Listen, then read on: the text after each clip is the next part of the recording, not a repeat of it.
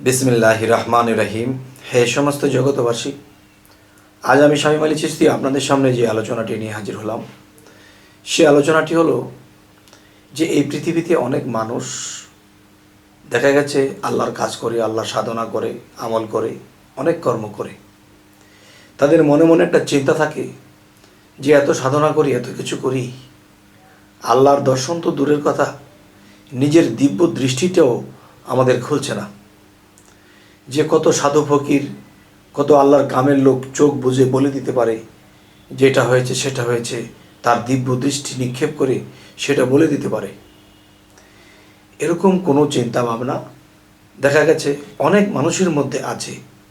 মনে হয় আমাদের ইবাদত হয় না, আমাদের সাধনা হয় না, আমাদের আমল কর্ম হয় না, এমন কিছু ভাব তাদের ভিতরে কাজ করে। আর একটু যন্ত্রণা বোধ করে যে কবে আমাদের দিব্য দৃষ্টি খুলবে, কবে আমাদের আল্লাহর সান্নিধ্য লাভ হবে। আচ্ছা, তো আমি যে কথাটি বলবো, যদি কেউ এইভাবে যেতে পারেন তাহলে তার দিব্য দৃষ্টি কেন, তার আল্লাহর দর্শন মিলবে, তার আল্লাহর সাক্ষাৎও পাবে। আবার আল্লাহ যদি চায় তাহলে খুব তাড়াতাড়ি তার দিব্য দৃষ্টি খুলে যাবে। আচ্ছা, দিব্য দৃষ্টি কিন্তু এটা আল্লাহর একটা দৃষ্টি, আর আল্লাহর সেই দৃষ্টিটা কোনো মানুষকে কিঞ্চিত দান করে। কিঞ্চিত দান করলে তখন সে কিছু গায়েবের খবর পায়, গায়েবের জিনিস দেখতে পায়। যেমন একটা জিনিস, মানুষ যখন মারা যায় তখন কিন্তু দেখলাম যে মানুষটা আস্তে করে কাত হয়ে গেল, কিন্তু এই যে কাত হয়ে গেল এতটুকুই দেখেছি, চর্ম চোখে আমি সেই চর্ম মানুষের রক্ত মাংস মানুষটাই দেখিয়েছি যে সে কাত হয়ে গেছে। কিন্তু এখানে কিছু ঘটনা ঘটেছে। ঘটনাটি কি? তার পাশে আজরাইল দাঁড়ানো আছে এবং তার মধ্যে 5টা আত্মা, 5টা রূপে, 5টা কালারে, 5টা বিষয় নিয়ে তারা উপস্থিত থাকে বা জাগ্রত থাকে। কারণ এই মাত্রই তারা বের হয়ে যাবে, আগুন পানি বাতাস মাটি আলো, 5টার সাথে বিলীন হয়ে যাবে। আচ্ছা, তো আজকের যে বিষয়টি বলতেছি, যে মানুষটা মারা গেলে তখন দেখা যায় যে সেখান থেকে রুহুটা বের হয়। যার দিব্য দৃষ্টি আছে সে রুহুটাকে বের হতে দেখে। এই রুহুটা বের হয়ে কোথা থেকে কোথায় যায় সেটাও সে দেখে। তাহলে দিব্য দৃষ্টিটা খুবই কঠিন বিষয়, এইগুলো কিন্তু সকলের জন্য নয়। দেখেন, ফানাফিল্লার স্তর যদি আমরা যাই, ফানাফি শেখ, পীর সরুতে ফানা, ফানাফি মুর্শিদ, ফানাফি রাসুল, ফানাফি আল্লাহ, এই 3টা 4টা স্তর দেখা যায়। যে এই যে ফানাফিল্লা, এটারই 4টা স্তর। তো এখন দিব্য দৃষ্টিরও 4টা 5টা স্তর আছে। এখন দিব্য দৃষ্টি একটা হলো কি, একজন মানুষের দিকে তাকানো হলো এবং দেখা যায় তার ধরন, তার অবস্থান বুঝে তার মনের কথাটা বলে দেওয়া হয়। এটা হলো প্রথম স্তর। আরেকটি হলো ভক্ত বাড়িতে কি করতেছে, এই মুহূর্তে ভক্ত কি করতেছে। তবে বলতে পারেন, আপনার কি এটা হয়েছে? বাবা, আমি চেষ্টায় আছি, আমি সর্বদিক দিয়ে এখনও সাকসেস হতে পারিনি, তবে কিঞ্চিত যদি তিনি দিয়ে থাকেন ওটা দিয়ে লাড়াচাড়া করে চলছি। আসলে যতটুকু দরকার অতটুকু আমি এখনও পাইনি, অতটুকু কর্ম হয়তো করতে পারিনি, কিন্তু আমি পারিনি বলে কি হয়েছে, আপনারা যদি পারেন, এই জন্য আপনাদের কাছে আমি এটা বলে দিচ্ছি। আচ্ছা, তো এই দিব্য দৃষ্টির কয়েকটা স্তর আছে। একটা স্তর হলো কাছে এসেছে, তার মনোবাঞ্ছা কি সে কিছুটা বলে দিয়েছে, বেশিরভাগ মিলে গিয়েছে। আর একটা ভক্ত দূরে কি করতেছে, গুরু ভাবনা চিন্তা করলে তার দৃষ্টিতে আফসা আফসা কিছু দেখে বা বুঝতে পারে। আরেকটি হলো কোনো ভক্ত সেই দূরের দেশে থেকে দেখা যায় যে একটা বিপদগ্রস্ত হয়ে সে গুরুকে স্মরণ করেছে। গুরুজিকে যখন স্মরণ করেছে তখন গুরু মধ্যে একটা ধাক্কা লেগেছে, আমার ভক্তটা না জানি কোন বিপদে আছে। তখন গুরুকে স্মরণ করে, গুরুকে স্মরণ করে, গুরুকে স্মরণ করে। তখন এরকম করতে করতে রাসূল পর্যন্ত খবর হয়ে যায়। রাসূল পর্যন্ত যখন খবর হয়ে যায় তখন আল্লাহ পর্যন্ত খবর হয়ে যায়। তখন ভক্তকে এই গুরুর রূপে সেই ভক্তকে উদ্ধার করা হয়, কেননা সেই ভক্ত কিন্তু এই গুরুর রূপেই তাকে স্মরণ করেছে। তাই বলবো কি, আজকের যে আলোচনাটি, যে দিব্য দৃষ্টি খোলার জন্যে মূলত আমাদের কি কি করতে হবে, কোন কোন কর্মকাণ্ড করতে হবে, এটার জন্যে অনেকে অপেক্ষা করছেন যে আসল কথা বলছে না, এসব কি বলছে। আসল কথা যদি বলতে যাই তাহলে বুঝবেন, কেউ যদি নিয়ত করে যে আমি সাধন করতেছি, আমি মুক্তি হয়ে যাব, পৃথিবীতে আর জন্ম নেব না, তার 100 বার জন্ম নিতে হবে, শত বার তার জন্ম নিতে হবে। যদি কেউ বলে আমি সাধন করতেছি, আমি এই কারণেই সাধন করতেছি যে আমি দিব্য দৃষ্টি পাওয়ার জন্য, সে হাজার বৎসর সে সাধনা করবে, তার দিব্য দৃষ্টি খুলবে না। কেননা আমি যে কর্ম করব, আল্লাহর কি হবে?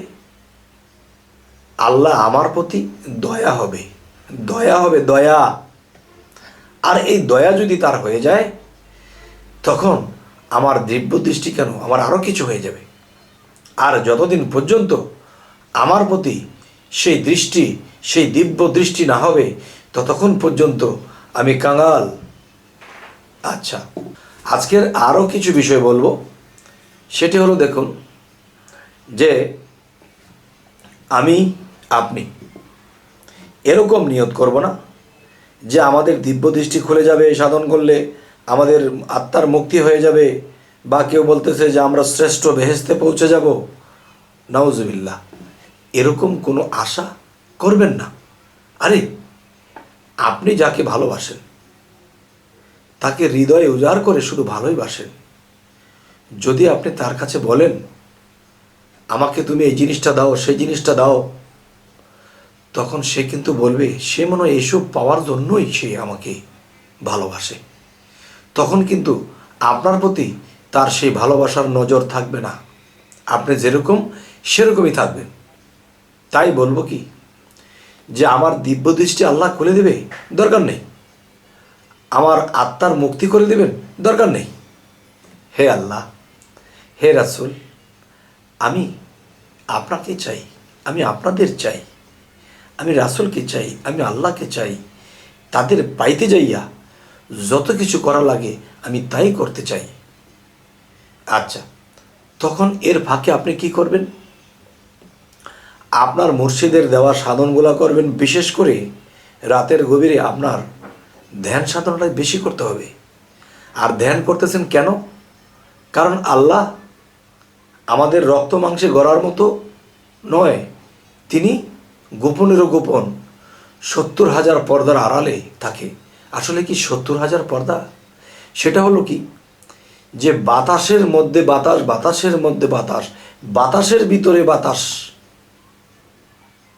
এর মধ্যেই তিনি লুকিয়ে আছে। এর মধ্যে যে সে লুকিয়ে আছে, এটাকে 70,000 পর্দা বলা হয়েছে। এখন আমরা তো বাতাসই দেখি না, তাহলে বাতাসের মধ্যে যে এত স্তর আছে সেগুলোও দেখি না, তার ভিতরে যে আল্লাহ সেটা দেখব কি করে? তাহলে যদি মানুষ প্রেমে ভাবে থাকে এবং নিরামিষ খাবার খায়, সত্য বলে, এবং রাতের গভীরে ধ্যানের দেশে থাকে, এবং দমের সাধনা করে, এবং প্রেমে যখন তাকে স্মরণ করবে তখনই চোখ দিয়ে অধরে পানি ঝরতে থাকবে, এগুলা কেন হচ্ছে? একমাত্র আল্লাহকে ভালোবেসে, রাসূলকে ভালোবেসে। আর যদি আমি আল্লাহকে ডাকি, সেই যেই ভাব ভঙ্গির প্রয়োজন সেটা নেই, কিন্তু মনের মধ্যে একটা জিনিস আছে, আত্মার মুক্তি নিব, এই জন্য আমি আল্লাহকে ডাকি, সাধনা করি, আমি দিব্য দৃষ্টি খোলার জন্যে আমি এত সাধনা করি, তাহলে ইহকাল পরকাল কোনো কালেই আপনার আর দিব্য দৃষ্টি খুলবে না। এই চিন্তা বাদ দিয়ে দিবেন। দিব্য দৃষ্টি খোলার চিন্তা বাদ, আত্মার মুক্তি নেবেন এটাও বাদ, সমস্ত কিছু বাদ দিয়ে নিঃস্বার্থভাবে শুধু তাকে ডাকেন। যখন আপনার চোখ দিয়ে প্রত্যেক দিন রাতের 2টা বাজে উঠে আপনি কাঁদেন, সাধন করেন, কাঁদেন এবং ধ্যানের দেশে ডুবে যান, এরকম নিয়মিত যখন আপনি চালিয়ে যাচ্ছেন, তখন আল্লাহ আপনার দিকে দৃষ্টি নিক্ষেপ করে। দৃষ্টি নিক্ষেপ করে কি? আল্লাহ বলে আমাকে পাইবার জন্যে, আমাকে ভালোবাসার জন্যে, আমার প্রতি সালাম শ্রদ্ধা, আমার প্রতি এত মহব্বত তার, সে চোখ দিয়ে অধরে পানি ফেলতেছে। তখন আল্লাহ যদি অন্য কোনো দিকে তাকানো থাকে, তখন আল্লাহ তার দিকে তাকায় যে আমাকে পাইবার জন্যে, আমাকে সন্তুষ্ট করার জন্যে সে এমন আত্মহারা করতেছে। তখন তার দিকে দিব্য দৃষ্টি দেয়। আল্লাহ যখন তার দিকে দিব্য দৃষ্টি দেয়, তখন তার ভিতরে সেই দিব্য চক্ষু খুলতে থাকে। কিন্তু তার মনে কিন্তু দিব্য দৃষ্টি খোলার মতো কোনো চাওয়া পাওয়া নেই, শুধু আল্লাহকেই চাচ্ছে। তখন আল্লাহও তার দিকে চাচ্ছে। আল্লাহ কী দিয়ে চাচ্ছে? আল্লাহর দিব্য দৃষ্টি দিয়ে আপনার দিকে চাচ্ছে। তখন আপনার যে দিব্য দৃষ্টি আছে সেটিও আস্তে আস্তে আস্তে আস্তে খুলছে। এরকম একদিনে 2 দিনই কি সম্ভব? তবে মনে রাখতে হবে, কোনো কিছু চাওয়া অন্তরে রাখা যাবে না, একমাত্র আল্লাহ ও রাসূল ব্যতীত। তখনই দেখবে আপনার চাওয়ার মধ্যে কোনো খাদ নেই, পরিষ্কার মনে নিঃস্বার্থভাবে শুধু তাকেই চাইতেছেন, হে আল্লাহ তোমাকে এক নজর দেখব, তোমাকে একটু পাইতে চাই, তোমাকেই আমি।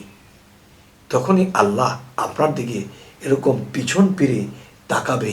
যখন আল্লাহর দিব্য দৃষ্টি দিয়ে আপনার দিকে তাকাবে, তখন সেই দিব্য দৃষ্টি যখন আপনার মধ্যে পড়বে, তখন আপনার দিব্য দৃষ্টি দিন দিন খুলতে থাকবে।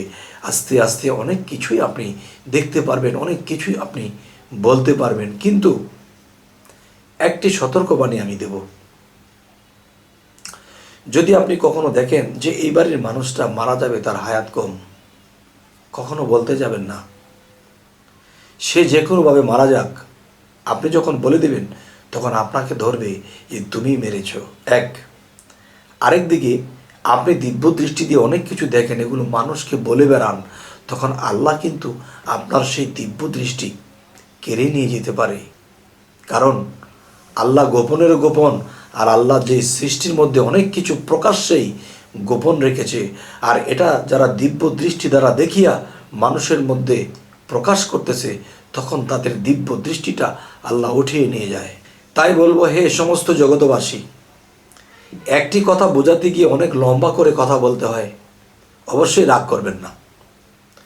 আচ্ছা, তবে আমাদের চ্যানেলের আলোচনা যদি আপনাদের ভালো লাগে তো অবশ্যই সাবস্ক্রাইব করে নেবেন, এবং পরবর্তীতে যেন ভালো আলোচনা আপনাদের কিনে দিতে পারি। তো সকলেই ভালো থাকবেন। আল্লাহ হাফিজ।